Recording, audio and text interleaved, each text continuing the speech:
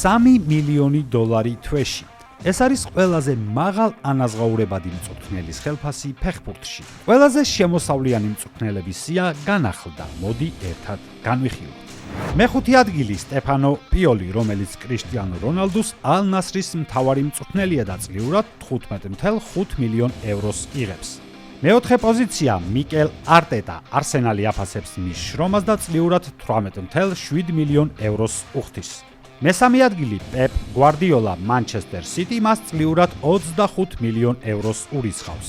ხუთეულში მეორე ადგილზე სიმონე ინძაგი დაწინაურდა ალ-ჰილალის ახალი მთავარი მწვრთნელი, რომელსაც კლუბი 26 მილიონს გადაუხდის, 4ჯერ იმაზე მეტს, ვიდრე ინტერი უხდიდა. სანამ პირველ ადგილზე გადავალთ, გეტყვით, რომ ხუთეულში ვერ მოხვდა ლუის ენრიკე, კაცი, რომელმაც PSG-სთან ერთად ყველაფერი მოიგო, მისი ანაზღაურება 11 მილიონი ევროა.